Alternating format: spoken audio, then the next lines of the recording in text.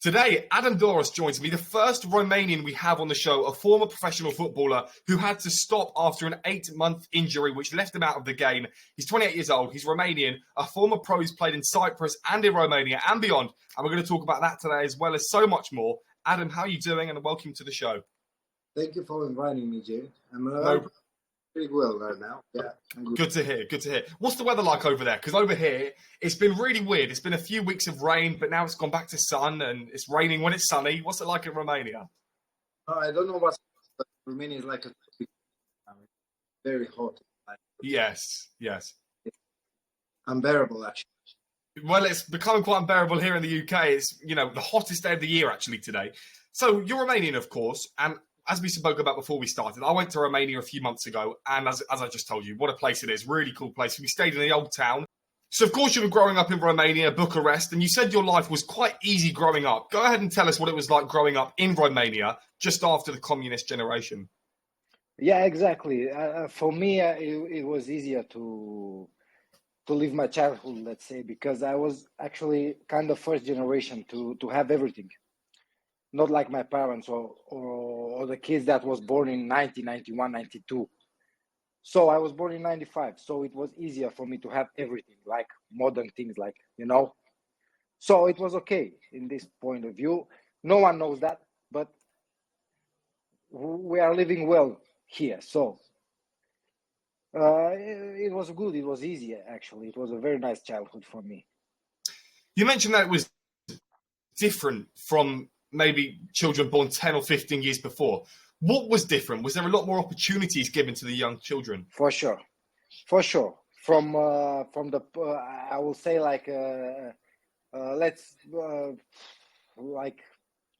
for everything, for everything. You know what I mean? We had everything. The kids before us didn't have. It was a pretty rough life before, but as for us, was easy. Like schools, like everything was. Everything was new, and in the time that we had to go to school, also to play football, like academies and things like that, it was improved. It was new ones. It was everything was new, it was brand new. So it was much easier for us than rest of the kids that was born before. Yeah, of course. So I suppose that would be because of the Soviet Union collapsing and obviously Romania being a satellite state right next to the USSR when they were, of course, operating and doing all the things. So what did you do growing up then to occupy your time? Was it just football that you got into? And if so, was it parents? Was it siblings? How did you get into the game? If you speak strictly about football, it was my dad who brought me to play football. I liked football because I was living with my 5 cousins, which I'm happy to say that, I had 5 cousins, so 4 boys. It was nice. They was bigger than me, so we play football all day. It was easier for me to go then and play with bigger kids like age and things like that. You know what I mean? So my dad just pushed me a little bit and said to me, "Go play football. Go play football." And I said, "Okay then." So when I was 6 years old, first class in school, I was first class. Someone came to our school. Exactly that's what I'm saying to you. That was new for us. Because when I started school at 6 years old, it was not like before. It was when I started, coaches was coming to schools, ask, "Hey kids, you want to play football? You want to do that? You want to do that?" Before, it doesn't exist, this kind of thing, So I had my coach back then who came to school and say to all the boys, "Just come for a selection and we'll see further. If we accept you, we don't accept you. Maybe you have to improve a little bit there, So just like that, I started playing football at 6 years old. Yeah. I spoke to someone before who grew up in Bulgaria, so obviously not Romania, but it's quite close, so it possibly could be quite similar. What was it like in terms of the facilities and the pitches that were freely given to you as wider access? Because in some countries you've got to pay to hire out facilities. In Romania, what was the options given to you? I was in the good one, let's say. Of course, I think every country has also the bad ones. But I was in the good facility. I had good facilities there. I have a good academy when I was young. So I can say that I was happy with what I had. Anyway, we was kids. All we need is a ball, and that's it. You know what I mean? We didn't need kids, water, massage every day and stuff like that. We just need to have a playground so we can play football. That's it. We didn't need something Yeah, else. absolutely. For sure. Yeah, it was good. You captained your opening team for Rapid Bucharest, but let's talk about the academy and growing up. What was the first insight that you had into football? Because playing football for an academy or for your local team is quite different to playing with your friends in the park. Exactly. But first of all, my first year was not in Rapid Bucharest. My first year was in how can I say? I don't know how to explain it because it's a little bit difficult here back in Romania. So it was like a neighborhood team when I start. You know what I mean? Like we have 6 sectors here in Romania. So I was in sector 1. It was an academy, blah blah blah. And after that, after 2-3 years, I went to Rapid Bucharest, and there I was captain. If you speak about that, there I started slowly, and I was captain at the end. You played midfield, which is a position that every child usually has their fair share in. Every player goes around, regardless of the age, goalkeeper, striker, midfielder. Why did you decide that midfield was the correct option for you? Like, was it? Did you always play midfield, or was it just choosing? That's something that most of the kids don't know, because when you start playing football, you play what you like, but you don't know if you are good at it. You know what I mean? You just like it. So when I went to pro, if you can imagine, I was a striker. So all my childhood, I played central defender and midfield. And when I went to the pro, like when I went to Cyprus, they said to me, you have to move a little bit forward. You don't have to be here, So go and be a striker because you're good at it. So in my mind, I was a good midfielder, but actually, it was not my position. You know what I mean? So that's why it's good when you are a kid and things like that, just to play everywhere. You know what I mean? You have to enjoy playing, and that's it. You don't have to say, I'm a goalkeeper, I'm a midfielder, I will stay here. Just play everywhere, because you don't know where you will go when you'll be bigger. So we talk about Romania, and of course, what just happened in the Euros for Romania was quite cool. They beat some really big teams, and they had a decent run, and they really showed the nation what they're capable of doing with players like Hagi coming through and Dragusin, and these young players that can really shape a new future for Romania. Let's talk about the national team then. Do you think that Romania is going on the right path to be a really good team in Europe? 100%. And the things are going well and well. That's why I told you before that we actually have the new generation after the communists. So in this moment, we will slowly start to see what we produced before, So I think Romania is on the right pathway now. So in terms of football, in terms of everything you want, you just said that you was in Romania and you enjoyed. So I don't know if you would enjoy Romania if you came here 30 years ago. But actually now you will enjoy it, and everyone will enjoy it. So everyone must know that Romania will slowly start to produce talents and things like that, Also, if we speak, sorry about interrupting you, about Olympics now. Also in the Olympics, we had some very good performance. So we have around 9 medals. So we are okay. It's becoming really interesting that Romania is starting to make their name for themselves in sports, in travel, in every sort of industry that they're available to. And Romania, for someone in the UK, isn't too far away to go to. So I think they're going to become a really good hotspot for travel and tourism. And I really think that money could get invested into football, which will really help, everything around the country. Because football is the best sport over there, right? It's the most played sport. It's the most attractive one. And everyone wants to play football. The kids want to play football. Everyone wants to play football. So we have to put a little bit more effort in it. You know what I mean? Because it's necessary. Of course. It's definitely necessary. Let's talk about coaches and players then. For the players that are coming through currently, and they could be at the age of 6 when they first start, or 18 when they kind of go into the professional game or die out and do something else in another industry. What is taught to these players? Because in England, for example, the grassroots scheme has its faults a lot of the time. A lot of players don't get enough game time. A lot of players are being played out of positions. Is Romania quite strict in what they do? And are they teaching players to become more physical or more technical? I think in this moment more tactical. We are playing more tactical than before, because before was like in the army. Actually, when I was 6 years old. You know what I mean? We was playing like, okay, here comes the game next week. You go, you fight there. You know, you die on the field, let's say. But now, as I see, also my boys going to football, and I see how the coaches are talking with them. They're saying just pass a little bit, just move a little bit, just more tactical, you know. So that's what about. That's what all is about tactical. You know what I mean? So I think, yeah, you hit a good point. It's about tactical things now. So You mentioned your boys coming through in Romania, and this could be somewhere for around the world, but obviously we're going to focus in Romania. You mentioned that there's two sides of it. Now they do tactical, and before it was like an army where they really had to fight for the badge and die for the team. I'm sure there'd be consequences if that didn't happen. I prefer the old way of doing it then. I prefer my players to go out on the pitch and die for the badge. yeah, I don't know if it's good, because you must enjoy playing football. You don't have to be afraid of playing football. You don't have to be afraid of, oh my God, I just give a wrong pass.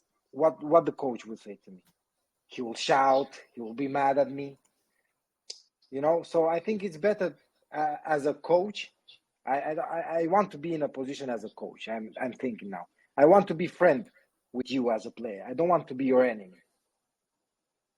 That's a really interesting point, because, sorry to interrupt, but we were talking to a football coach the other day, and they made the exact point where, well, I made the point about Arne Slot and Jurgen Klopp at Liverpool. There's been a criticism where Jurgen Klopp used to hug the players and be their friend, whereas Arne Slot likes the barrier and it's the handshake, well done for playing, move on to the next week. Exactly.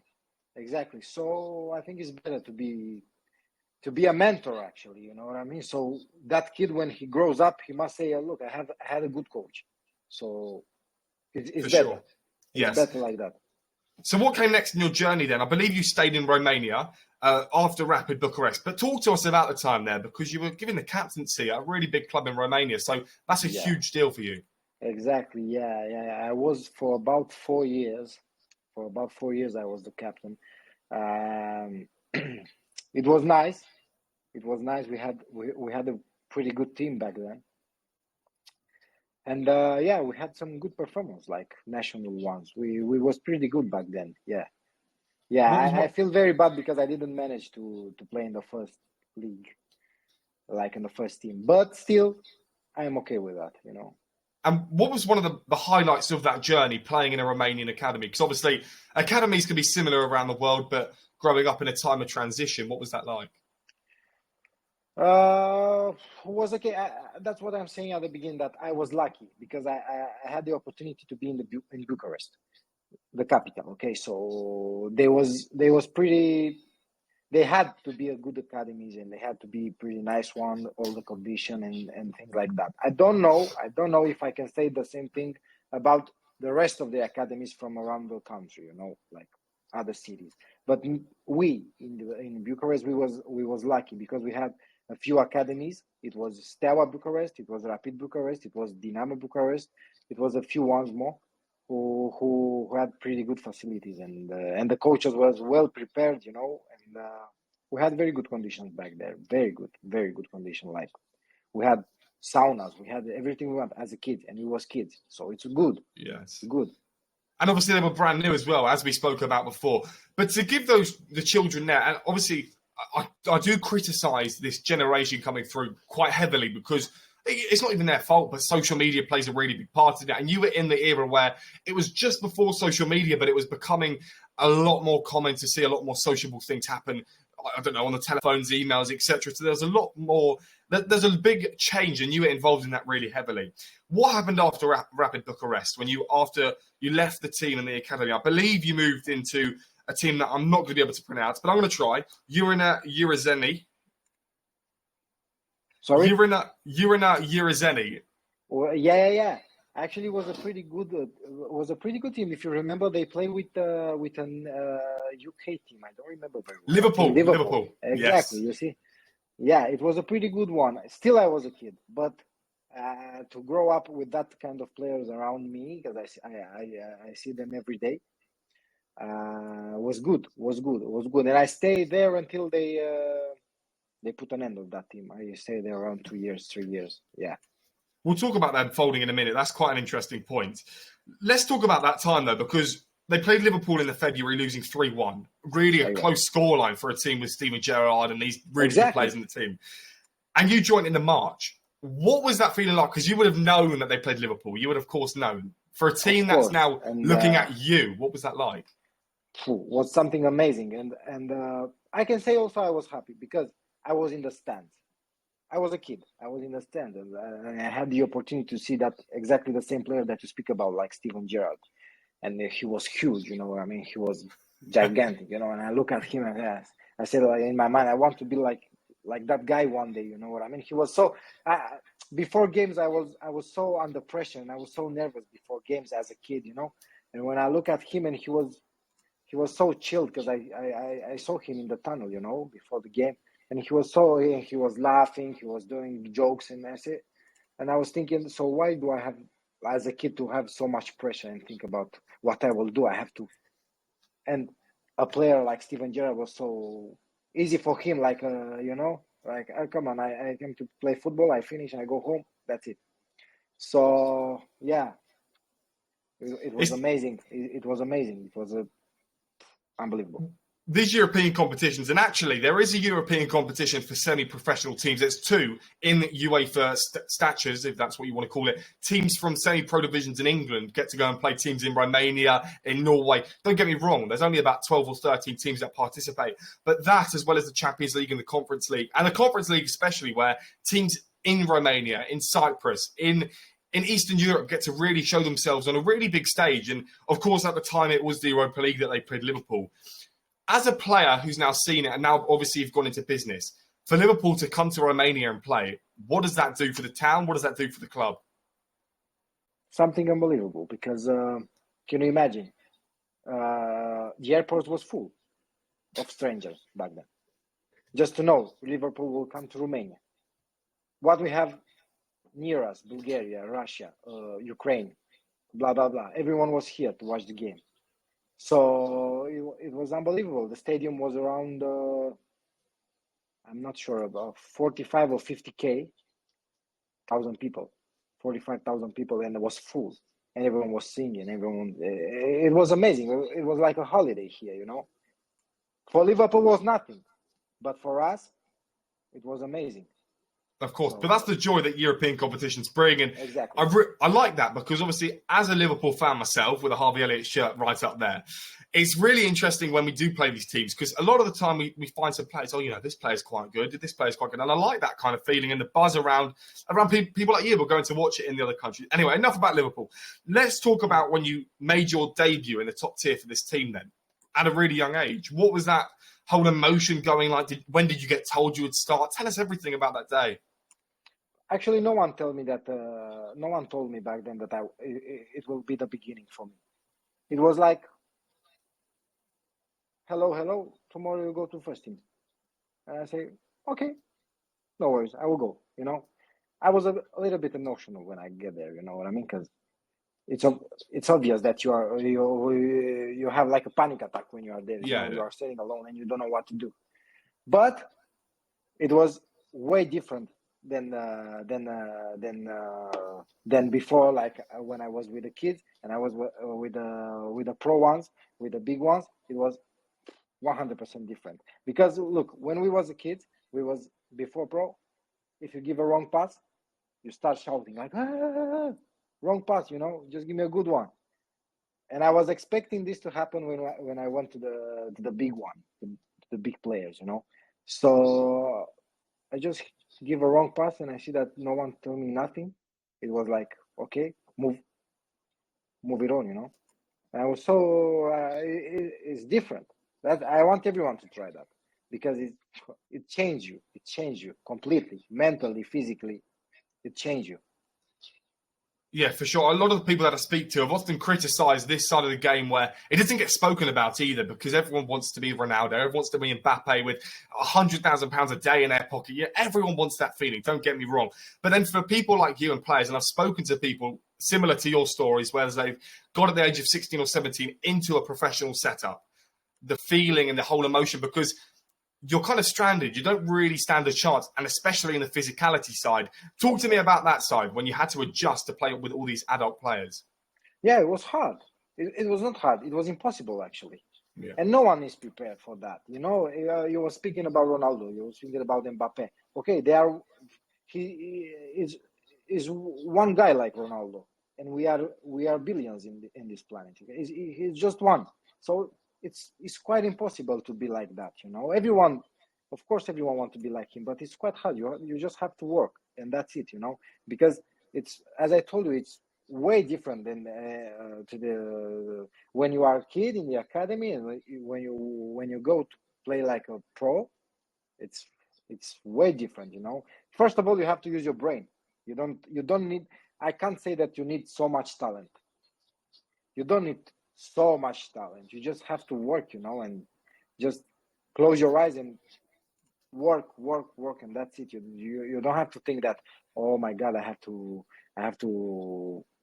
look good, like, you know, beautiful like Ronaldo and things like that. You just have to work, and that's it. That's what I'm telling to my boy also. Just work, and that's it. Don't look at other players. Just do your thing there. Then I feel like players, though, can often really complicate things, and I'm sure you've seen this down the years. When you were in Romania in this team, obviously the standards were so high and everything was at stake, but also you're now training on a full professional schedule where players in grassroots level, players maybe even in professional academies, 13, 14 years old, don't get the opportunity, quite obviously, to train every single day, 2 sessions a day, and maybe 1 or 2 rest days a week, including a match day. What was the step up like for you? How many days a week were you training compared to what you were doing before? No, actually, this thing with two trainings a day was in the training camps, not actually in a full season. It was training camps it was the training camps on pro was way easier than when we was a kid. You know, it was way easier because when we was kids, we just had to run, and that's it. So when you went to a pro team, like good players and things like that, you have to play football. You don't have to run all day. So it was easier for us. So it was easier for us, yeah. So yeah, it was easier. If that's the point, it was easier to move. Yeah, for sure. When players are coming into the academies, maybe, I don't know, 16, 17, 18, and then put into the professional team, obviously a lot more languages use swear words, big guy language. You know, everyone wants to kind of get on as a team, but also they also want to be the top scorer. They also want to be the best player. You were obviously shown that at a really young age, or a younger age to what most players are shown it too. Again, was that a big shock to you, or were you quite used to that by then? No, I was used to it because I was really, in my mind, I was prepared. I knew what's coming, and I was expecting for that day to come. So it was nothing new for me, you know, because I knew that one day this will happen. So I have to be prepared for that. I didn't have so much expectation from me personally because I didn't want to be like, okay, I was 15 actually. In my mind was not, I have to go there to be the top goal scorer, you know. In my mind was, okay, from now on, I just have to find a way to play. Yeah, for sure, definitely. Now, obviously, you mentioned the team folded. How did they fold? Was it just a financial insecurity, or was there a bigger problem in the club? I think it was something above us. I don't know, president, I don't know who, some things, you know, because actually after that Champions League thing, the team went down.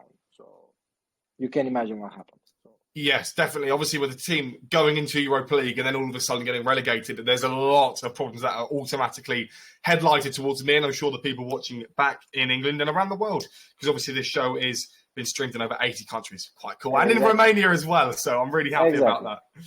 You obviously then moved to Concordia Cianjania, a name that I can't pronounce, but I hope that you understand what I'm talking about. Yeah. And you spent nearly 3 years there. The second season, you finished 12th. The third season, 13th. A mid-table club in, I believe it was the top tier.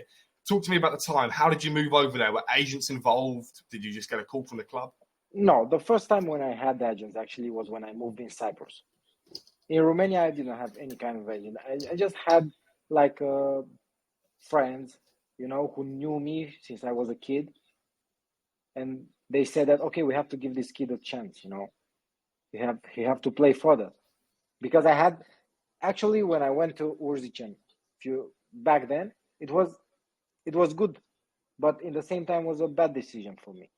For my career, actually, it was a bad decision to go there, since they relegated and things like that. For me, it was bad. So I went there, was good. That 2 years and a half actually was pretty good for me. I enjoy being there. Yeah, everything was perfect. Obviously, this happened quite a long time ago, or Exactly. 10 years ago, whatever.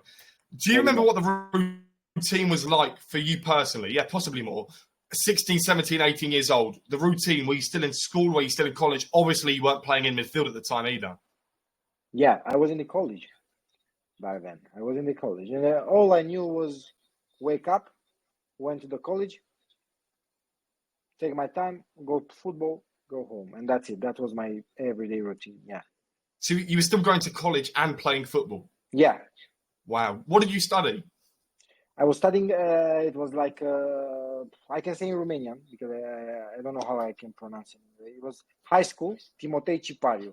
It was like a religion high school. Okay. Yeah. Okay. A religious one, but for me it was okay. Was that just in case football didn't work out? Was there also something to fall back on? Exactly. Yeah. Because when I was a kid, and I hope every parent will have this discussion with their kids. My parents were telling me, just think about when you will finish football, because football won't last forever. Maybe 35, 36, 37, if you are lucky, you are done. Yeah. So you have to do something after. You have to. But also people, maybe children at the age of 16, 17, need to really open their eyes. And we can just talk about this topic for a minute, because all the professional players that I've spoken to have always told me the same thing. It's not as glamorous to be a professional footballer as it seems. You're not stinking rich if you're playing football for a first team club in Switzerland, for example, because it's not possible, because you're not playing in the Premier League. But people are very, I think, blind to the fact that is the reality. And obviously, players like yourself who are working even harder need something to fall back on, because it's not going to last forever. You don't have enough money to be able to retire at the age of 37 like Ronaldo does, because it's just really top. Yeah, of course it is. And some players go into media, which is quite cool. Some players start businesses really early, because now I think a lot of the younger generation are understanding that football isn't a long-term thing and football won't last you forever. And obviously you made that decision to stay in college as well as be a footballer. Did that take up a lot of time, or was football still quite a free thing to be able to do and there wasn't really too much problems in terms of schedules? No, actually, back then, football was my first thing to do. College was the second one, because I liked too much to play football. I was enjoying it. But as I said, I had to do something, because I was thinking that I didn't wish, but as it happened, I was thinking that maybe something will happen. So I can say in the point that I was prepared, So I just had in my mind, let's finish college, and that's it. And I have to make an effort to do both. Also, the teachers was they accept all the things from me, like, because it was days when I couldn't go. So they was very glad to speak and to say, look, I can come tomorrow because I have to go there, and say, okay, no worries, go. So I was lucky. I was lucky in this point of view. You stayed at the team for nearly 3 years. It was 2.5, as you mentioned. But let's not talk about the first half in the season, in the 3 that you had, because it wasn't a real experiment for you. Going into the second season at the club, or the real first proper season that you had, what was the ambition for yourself going into it? Because you are now in this professional team for maybe the 3rd, 4th year in a row. Yeah, it was actually the 3rd year. No, the 3rd year, let's say. My ambition was huge back then. I also had some promises, So that pushed me a little bit to do more, to do more. Of course, in the same time, in my mind back then, I can say as a kid, I had that I'm a professional now. What do I need more? But I had my father who will just wake up me every day. I say, you didn't do nothing yet. Just push a little bit more because you didn't do nothing. So yeah, that was motivating me because I had to push it a little bit, and we had some players who was about to retire back then, and I looked at them, and I had lesson to learn from them, and that's what I'm saying. That when you go pro, it's more easier because the old players are very. I can say also now. I think so. I don't know how it is now, but I think it's the same. That you just find mentors, like old players who's about to retire. You can find very easily a mentor in your team, so he can speak with you and show to you how the things are going. So if you are on the good pathway, on the wrong pathway, so. To be given a chance in the senior team, though, what was that feeling like? Because, again, you're now being the third or fourth year in this setup.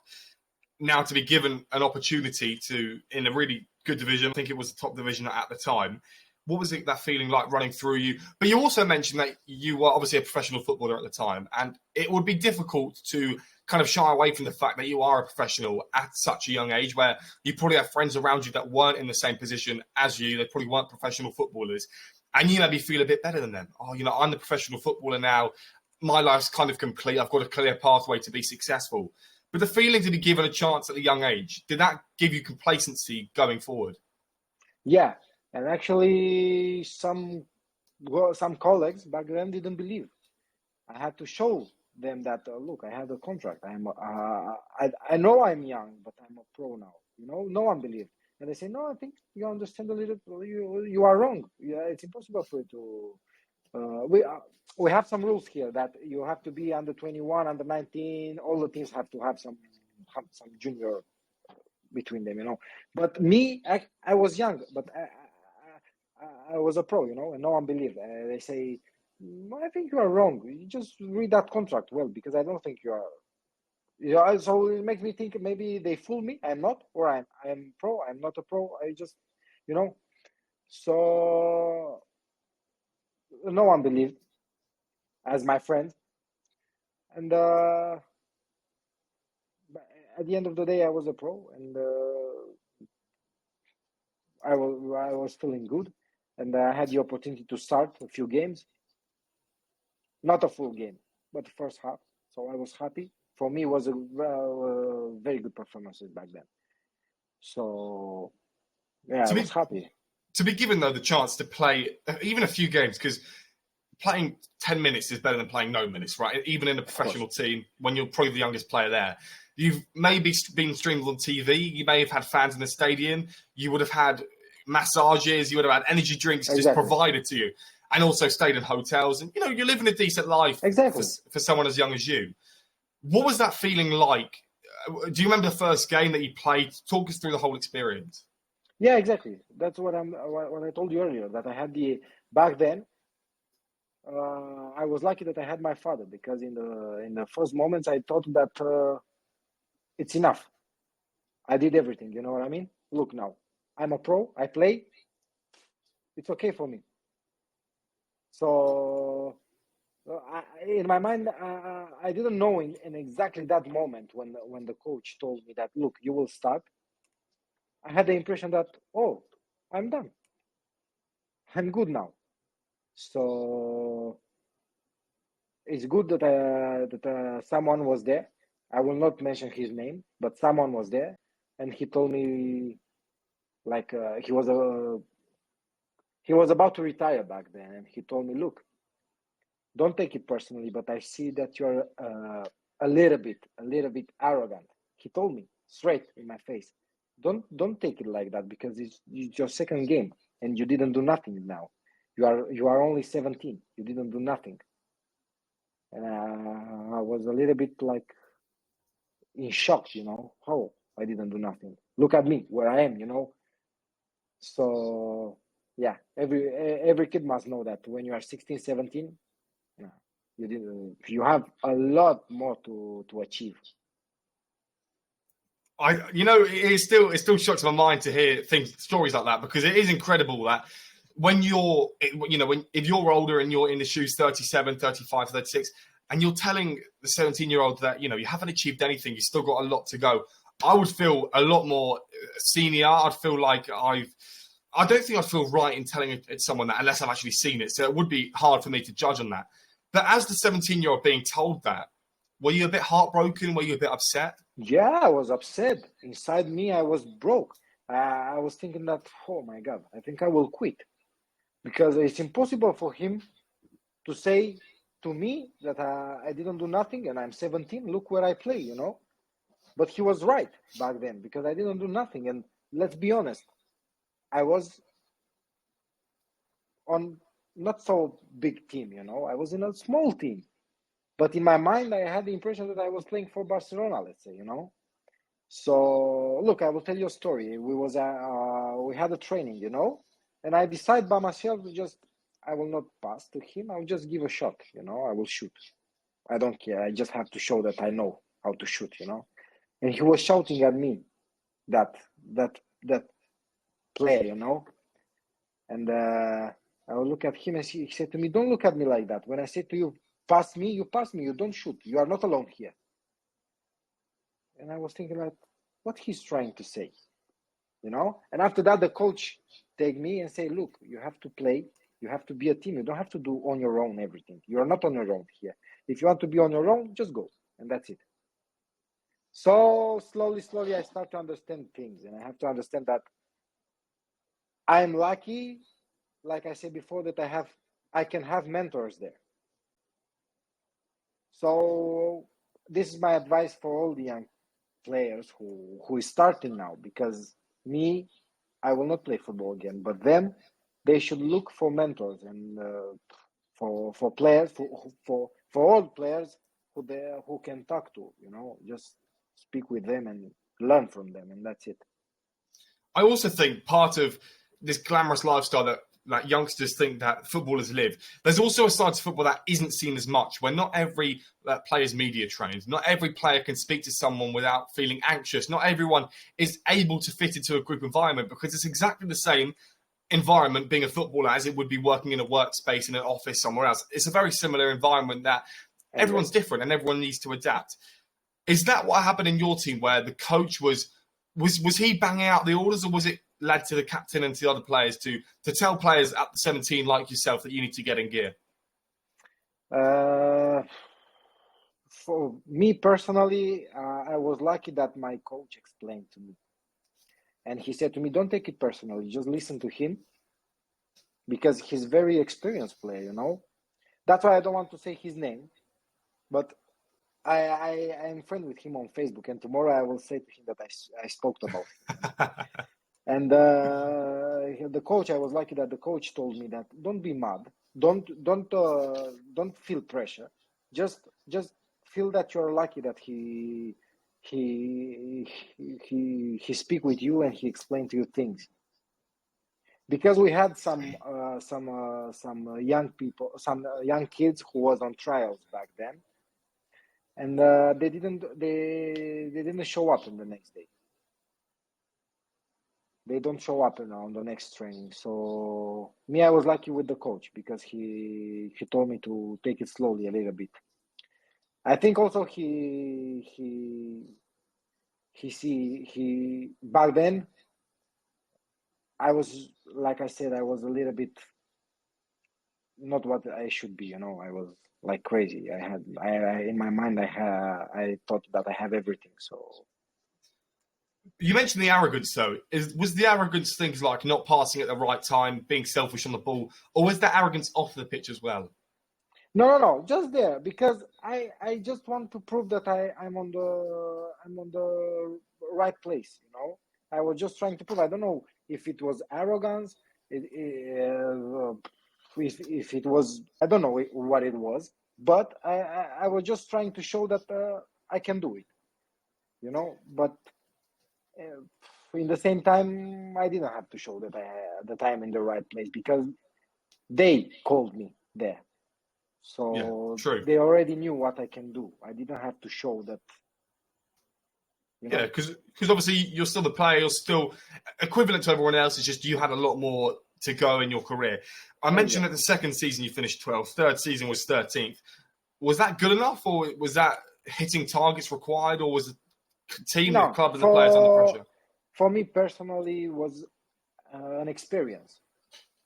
It was not like, okay, I go to a 12th place team or third place team. It was experience. But for the team, yeah, it was something bad because it was a local team. It was a local team. Chiajna, it's a city around Bucharest. So the team was supported by the locals, you know. So it was not good because they put money in the team and that team go relegated after 2 years. Yeah. But for me, it was a good experience back then as a kid. It was very good experience personally. For the team, no, it was not. The next move that you had was into the second tier to CS Openi. And what was that feeling like? I mentioned feelings a lot because a lot of the time players struggle to open up about feelings. So I think it's quite a cool thing to hear what emotions, because sometimes you might be given a really cool opportunity but feel quite nervous inside. So the feeling to move to clubs, the third move that you've now had as a professional player, still at a really young age. Again, feelings, emotions, what was going through you? When I moved to Otopeni, it was like easier for me because I knew everything. I knew what to expect. I knew I had high expectation from personally. From me, I had too much expectation, you know. So it was easier. I already knew what was gonna happen. So I stayed there till they finish, because also Otopeni right now doesn't exist. They are done in this moment. You mentioned and I that feel you bad knew. for them. We'll mention that in a second, but you mentioned that you know everything. What does knowing everything mean, in your opinion, back then? I know what to expect from everyone. You know, I knew how they will treat me. I know that I don't have to push myself like I back when I pushed myself when I was shouting with players, because, as I said, so I knew that I have to take it easy. I have to adapt, because even if you are how can I say, uh, if you are a experienced player, you have to adapt everywhere you go. So I knew that it will take some time to adapt there, you know. So I already knew everything, like where I should go, what I should do, what I have to speak. Don't speak too much. Just mind your own business, and that's it. Obviously, you mentioned the club have now folded Openemi, and you mentioned you feel bad for them as well. Why do you feel bad for them? Is it quite common for clubs in Romania to fold as well? No, I feel bad for them because first point that I feel bad for them is because they had very, very good academy. Very good academy, and the facilities was perfect there, and they had everything they wanted, you know. And I really don't understand also now why they don't exist anymore. I really don't understand, because still also Otopeni was a team supported by the locals. So I don't understand what's going on, because they still have the basketball team, but they don't have the football one. I don't know why. And they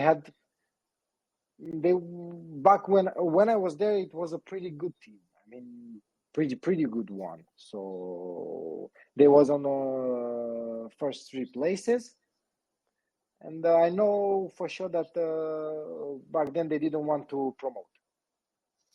Well, it sounds to me, though, that a lot of these clubs are supported by fans, which is a really similar structure to what they do in Germany. I think it's like the 50+1 rule, where half the club at least needs to be owned by fans, and the other half can be owned by someone else, because there also always needs to be, in Germany's point of view, there always needs to be a fan involved, so a club can't financially take everything out or put loads of money in.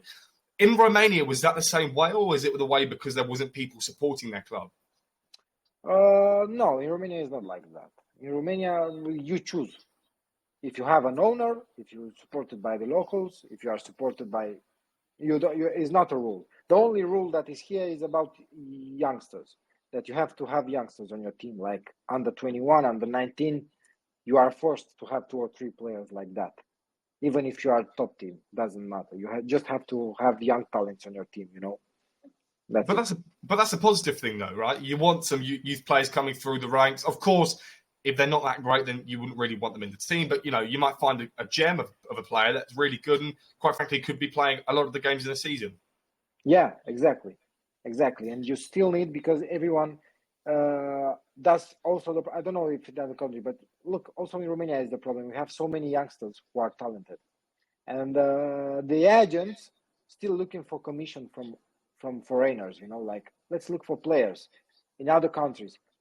When we have in Romania a lot of youngsters who's waiting for the opportunity to play.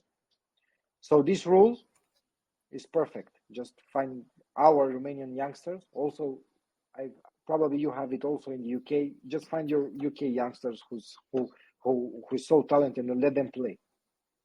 Yeah, in England there's a rule, I think, in the 30-man squad at the start of the season and in January where you've got to register players.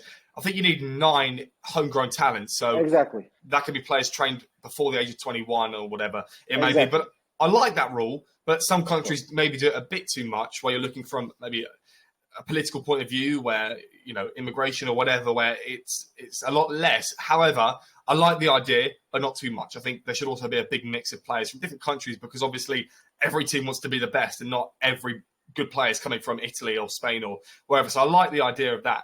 Let's also talk about the time where you got an agent involved, which you mentioned earlier, when you moved to Cyprus, a second league side. Assias, I believe it is, but I'm sure you can do a better pronunciation than me. Yeah. It was Ethnikos Assias. Yeah, I didn't also at the beginning know how to pronounce. I learned there. Yeah, I'm in your shoes as well, then, so it's fine. Yeah. It was nice. I had some. I was going there with an agent. But first time when I went to Cyprus, I went to I was young. Also, I was young. I was very young. And I will tell you a short story now. When I went to Cyprus the first time, I didn't go there. I go to the champions of Cyprus. I go to Apoel Nicosia. It's a huge team back in Cyprus. Apoel, it's a huge team there, And I was very young. I didn't have what to do there. And I went to trials there. And I didn't do nothing, actually, because it was too much for me. And the next day, also to adapt, it was very hard there. So in the next day, I called my agent. I say, I don't know, find a second league team, because it's too much for me here. There was, you can imagine, it was €1 million player there, worth millions, and I was there. It was hard for me, but in the same time, I had to take that opportunity. I didn't make it, so I called my agent. I say, it's too much for me. Just find a smaller team for me, because I couldn't sleep also on the night. I had a very hard time to adapt there, because the weather is so. No, it was hard. It was hard back then. I was going to mention the weather. Adapting as a professional player, a lot of teams go out to Dubai, a lot of teams go out to America because of the hot climates, warm weather training. But obviously, it's not every single day. But as a professional player in Cyprus, you're under that immense heat every day. Yeah, and it was the coaches who didn't understand what's going on with me, and I had to explain to them, look, I could barely sleep in the night. I can't sleep.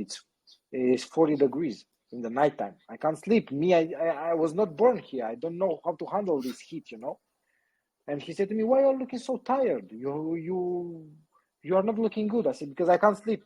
When I sleep, I have to wake up after 1 hour and come to training, Just give me 1 month. Give me something so I can adapt a little bit, because I can't. And in Cyprus back then, we did on the training camp, we did 2 trainings a day, and one of the training was 5 o'clock in the morning, because it was not so hot. So it was 5 o'clock in the morning. It was night, So it was hard. It was hard, because at 5 o'clock in the morning we had 35 degrees outside. Still very hot. It sounds like Egypt. Egypt is the exact same where I've just come back from. It's so hot, and obviously, just being there in Egypt on holiday is hot enough, but let alone having to run and do laps and play with the football is so immense. Exactly. What's the club culture like in Cyprus? Was it similar to Romania? Is there standards that players at the age that you were having to live up to? Yeah, actually, the standard was pretty high when I went to Cyprus, because I was not like a normal player. I was a foreigner. So you can imagine what was the expectation from me, So I had everything there. Everything went perfectly. I had Actually, it was the best time of my life there as a footballer because I was happy and I spent 2 years there, 2 years. So everything was perfect. I didn't have any kind of problem. It was perfect. And at that time, you were playing a lot more frequently as well. Yeah, I played it actually every game. I was on the right pathway. It was very good back then. Yeah. We'll talk about the injury that you had that after 8 months you decided to quit, because obviously that is a life-changing decision to quit a job that you were so close to getting possibly a really big move abroad.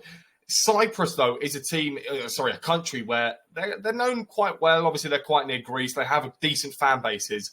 Were you focused on that at the time? Because this is now the introduction to Instagram, to social media. Exactly. Were you becoming a lot more popular because of that? Yeah. Also on the newspaper, I was when I went to Cyprus. I was not so popular, but I was. For me, it was something different. Everything was changing day by day. And that injury that you spoke about, it was something that I didn't care in the first days. I will say like, whoa, I feel something here. It will go, because I had many injuries, but it was not serious. But this one started with nothing, and it ended up for me not playing football anymore. How did that happen? Because, and also tell us the injury that it was, because I spoke to someone a few weeks ago who had to quit football because of an ACL injury that they got when they were just walking down the road. For me, I was not training. I was back exactly when I trained, it happened. So I was trying to give a pass. Nothing. It was nothing, actually. If I say to someone, they will not believe me. I mean, I just give a pass, simply 1 meter. And I felt a pain. It was the sciatic nerve, if you heard about. And slowly, it started to be more painful, till I couldn't get inside the car. One day, I couldn't move, So I say, I think this is something more than before, it's something serious now. I spoke with the coach. He said to me, no worries, it will go. Just take your time. 1 month. If you need 1 month, go. It was the summertime anyway. We was in the holiday. He said to me, just take it easy. Go, recover, and that's it. I went, I did the recovery, and nothing changed. I had the same pain every day, It was unbearable. Something impossible. I couldn't move, actually. I couldn't walk.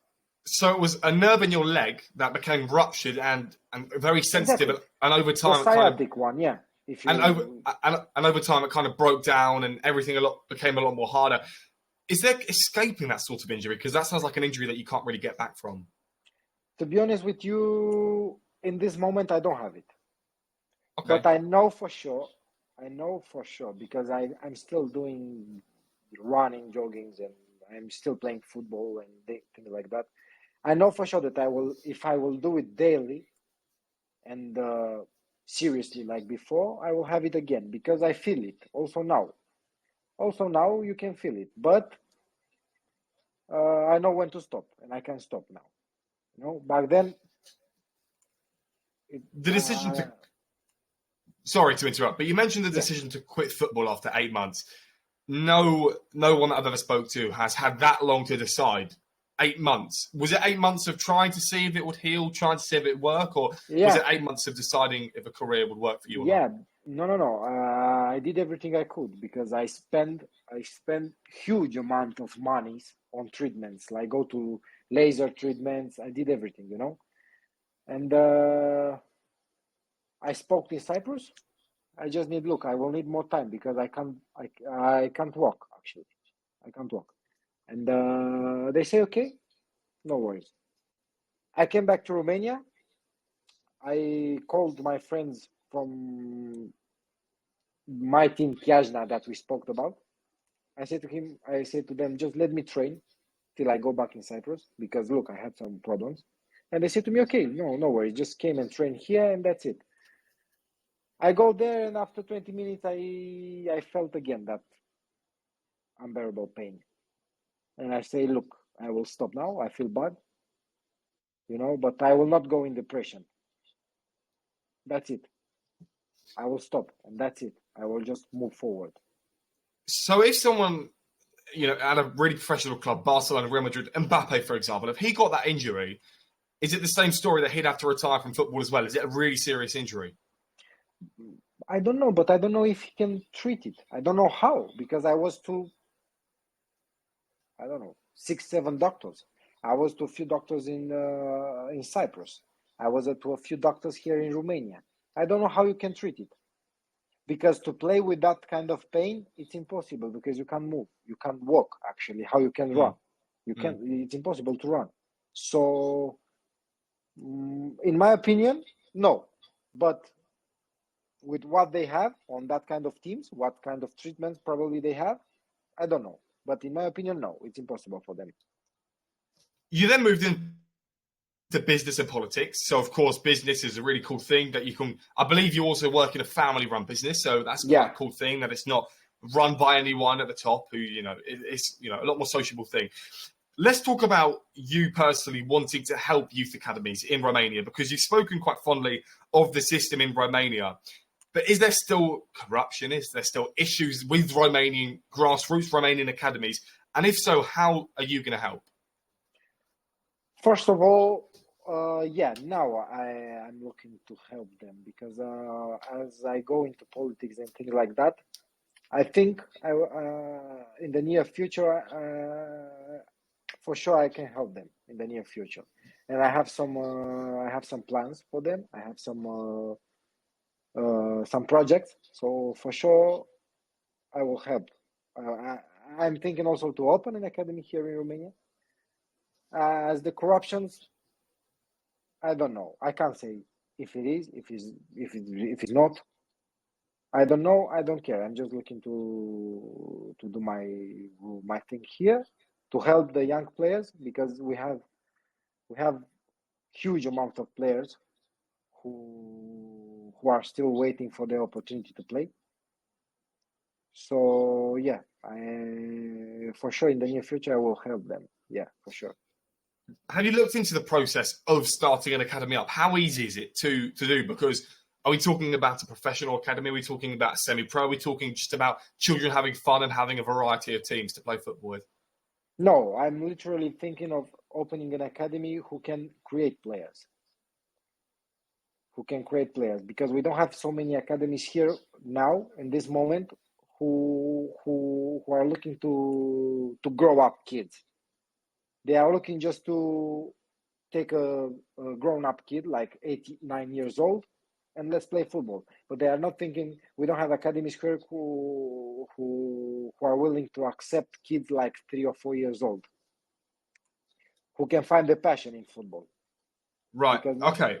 That makes sense. So you want to help 3, 4, 5-year-olds, the ones that don't get seen as much? Exactly. Okay. Yeah, that's cool. Because obviously, I don't know if you've seen, but people at home may know, they may not. With Lion Sports Academy, so I helped fund 120 boys and girls in Kenya of all ages to supply them with football boots, etc. And I hope it's a long-term project, and we hope to get some more stuff over there. And not only is it a cool thing to do, it provides everyone with such joy. They get football boots, which before they're playing with barefoot. And for me, of course, it brings a sense of warmth inside of me that I'm sure it would for you, to know that these children who, if you weren't there, probably wouldn't have the opportunity that you have created out of it. How long until you decide to do this? Because obviously everyone's up for an idea like that. Everyone's up for a project like that. How long will it take until you maybe decide, I want to do it, I'm going to do it now? No, I'm going to do it. Probably next year will happen, because we are still in the process of the documents, and this will happen sooner or later. Depends on the signing of the documents and things like that. But we have an agreement now. Everything is done. So this will happen. I don't know if this year, but probably at the beginning of the next year, it will happen. For sure. Well, absolutely. Keep me updated. Post to me on WhatsApp and wherever else. And obviously on social media, because as we spoke about, it's become such a big influencing thing in the world. Just lastly then, so you still do play football weekly. It's a very competitive league. 60% of the people playing in the league are ex-professionals. And you're still enjoying football even with an injury like yours. So how are you getting around the injury? And also talk to us about the league. No. I'm feeling well. I'm feeling well playing with them. I'm feeling well playing with them. It's a competition that's for retired players, let's say, but also the amateur one. I mean, everyone can sign up there. Everyone, but it's a huge amount of ex-professional players who's playing there, like very good one, very well-known one players. So yeah, we have a team. My friend has a team, and well, no, we are good. We are good. We are good, and we're still playing every 2 times a week. 2 times a week, yeah, 2 times a week we play. Is it 11 So very aside? Or, competitive. well, I'm sure it would be with ex-professionals. They've always got Yeah, the idea to exactly. win, right? Yeah. Just lastly, though, is it 11 aside or is it 6-5 aside? No, it's 5+1, so it's 6. So, Five okay, plus one. so I'm presuming the one's the goalkeeper, right? Yeah, exactly. So Okay, so 6 aside. Okay, great, man. I mean, it's been a really cool interview. We've spoken about so much in Romania, spoken about your time playing in Cyprus and beyond. Lastly, though, we're going to build you a FIFA card. Do you play EAFC? yeah, from time when I have time. I actually don't have too much time. Well, of course not when you're too busy. You're far too busy to be playing FIFA and doing all this. But if we make it, yeah, we'll play. Okay, well, let's make you a FIFA card. So, pace. Obviously, you'll have a midfielder card because that was the last thing that position that you played. Pace, what would that be on EAFC? 82, 81, 82, I think. And what would that be? Because as a midfielder, pace isn't required, but sometimes it might well be. Of course it is. Why not? CDM? I mean, there's different types of midfielders, isn't there? Yeah, I was CDM. Exactly CDM I was. I was not a normal one. I was CDM, yeah. I was central defender midfielder, yeah. And shooting? Sorry. Go on. No. I was thinking about shooting. I don't know shooting. Maybe no. Let's say 78. 78. As a CDM, though, when you're playing at CDM, there's not really too much of an opportunity to shoot. Exactly. Hence why 78, which is a respectable rating. Passing, surely that has got to be up there. Yeah. Let's say 90. I 90. don't know. I don't want to be like Ronaldo, but let's be modest. 90. What do you prefer? Do you prefer an assist or do you prefer a goal? For sure, a goal. Yeah. For sure, but in my position, I prefer an assist because it's harder for me to think that I will score. So an assist is more easy. Well, nothing's more satisfying, is it, than a lovely pinged ball over the top or around the back and the striker heads it in. Exactly. Dribbling. Now, that for you must still be quite a crucial thing to go from CDM. Yeah, sometimes technique, you go on the run. Of course. Yeah, of course. You have to be very technical. So 80, 82. Let's put 82. We'll boost your card up a bit more. Yeah. Defending as a CDM. Of course, you must. In the same time, you must be a defender, even if you like it or not. So as a defender, 85 for sure, 85. And last but not least, physicality. Some midfielders have it, some don't. I think everyone would like a physical midfielder. So what would your rating be? As a CDM, you have to have the right physique. As a CDM, you have to be a little bit muscular, to be a little bit, fit. So 85. Perfect. Adam, what a FIFA card that will definitely turn out to be. You've obviously played for Rapid Bucharest. You've been a captain. We've spoken about your time growing up in Romania, just outside of the communist era when the USSR collapses. And obviously Romania is a satellite state for those who are interested in Cold War politics, which I so happen to be. You played in Romania, Cyprus, and of course you've had the injury which has kept you out for 8 months. And then you made the decision to retire from professional football, now gone into politics and beyond. Adam, I really thank you for joining me today. The first Romanian I've spoken to, and it's been an absolute pleasure. Same here, Jamie. It was a pleasure, and I want to thank you for inviting me here.